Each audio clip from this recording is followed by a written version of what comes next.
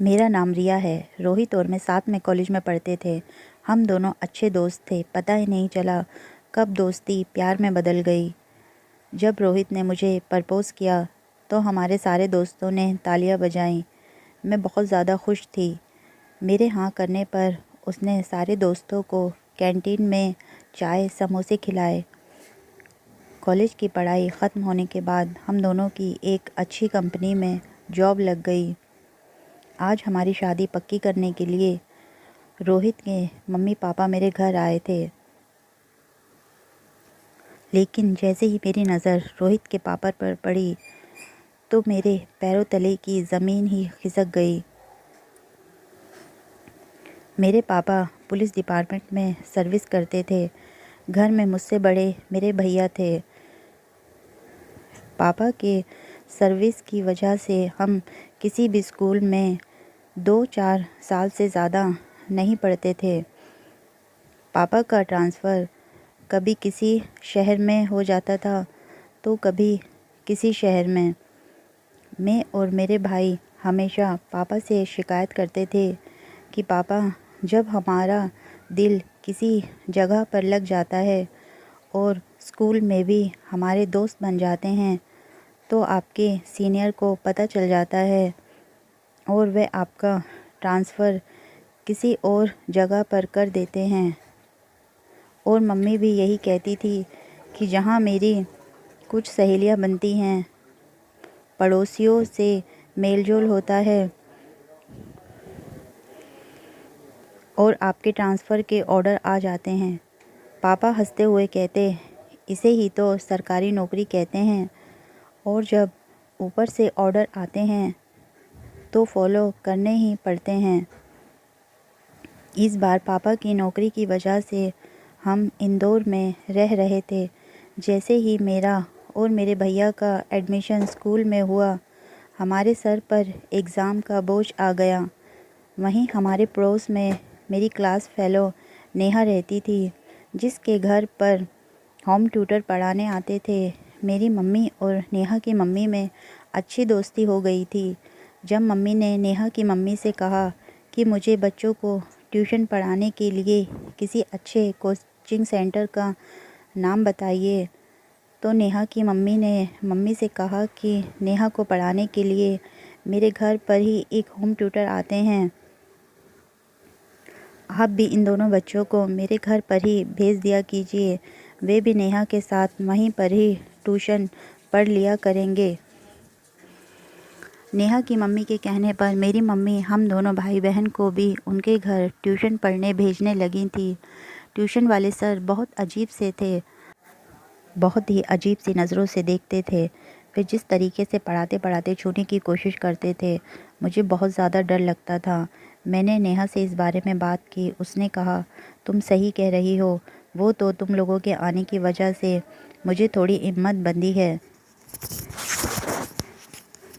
नहीं तो मैं ट्यूशन का टाइम होते ही डरने लग जाती थी। सर ऐसी ऐसी जगह छूते हैं कि मैं बता नहीं सकती। मैंने मम्मी से कई बार बोला था मुझे इन वाले सर से ट्यूशन नहीं पढ़ना है, मगर मम्मी मुझे डांट देती थी कि पढ़ाई में कोई बहाना नहीं चलेगा। हम दोनों ने निश्चय किया कि हम सर की इस हरकत के बारे में अपनी अपनी मम्मी को बताएंगे। मैंने अपनी मम्मी को घर आकर सर के बारे में सारी बात बताई और नेहा ने अपनी मम्मी को सर के बारे में बताया। हम दोनों की मम्मी ये बातें सुनकर चौंक गईं। उन्होंने हम दोनों को शाबाशी दी और कहा कि अच्छा हुआ तुमने हमें ये बातें बताईं। उन्होंने अगले दिन ही सर को फ़ोन किया और उनसे कहा कि आज से वे पढ़ाने ना आएँ। सर ने बहुत पूछा कि कारण तो बताइए, क्या बात है, मगर मम्मी ने फ़ोन काट दिया। नेहा और मैंने चैन की सांस ली। अब उन्होंने हमें पढ़ाने के लिए एक लेटेस्ट ट्यूटर को अपॉइंट कर लिया था। धीरे धीरे मेरे दिमाग से ये बात निकल गई। लेकिन आज रोहित के पापा को देखते ही मेरे दिल में फिर से वही डर जाग गया।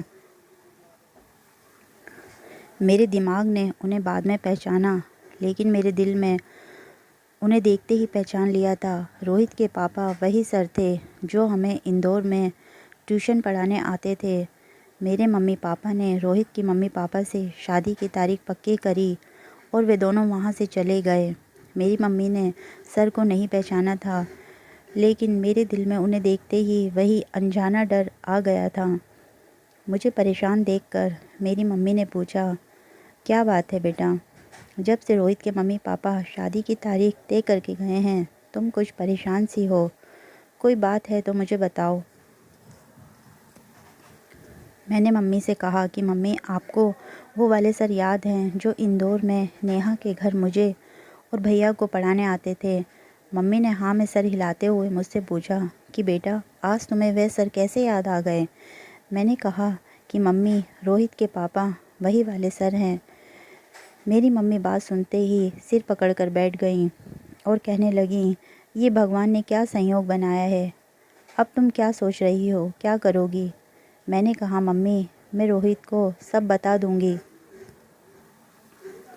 मैं भविष्य में उसके पापा का सामना नहीं कर सकती हूँ। मैं तो उन्हें देखते ही डर जाती हूँ। मम्मी ने थोड़ी देर सोचा और फिर मुझसे बोली, बेटा, मुझे लगता है कि तुम्हें रोहित को इस बारे में कुछ नहीं बताना चाहिए। मैंने मम्मी की तरफ आश्चर्य से देखा और पूछा कि क्यों मम्मी, आप ऐसा क्यों कह रही हो? मम्मी ने मुझे समझाते हुए कहा कि देखो बेटा, इस बात को काफ़ी साल बीत चुके हैं और तुम अगर रोहित को अब इस बारे में बताओगी तो उसे बहुत बुरा लगेगा। उसके पापा उसकी नज़रों में गिर जाएंगे। मुझे नहीं लगता कि तुम्हें ऐसा करना चाहिए। देखो बेटा, तुम और रोहित अपने जॉब की वजह से इलाहाबाद में रहोगे और रोहित के मम्मी पापा इंदौर में रहेंगे। तुम लोगों का कभी कभार ही सामना हुआ करेगा।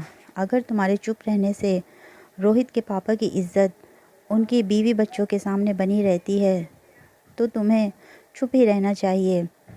जो बात अतीत बन चुकी है उसे अतीत में ही रहने दो और आज में जियो।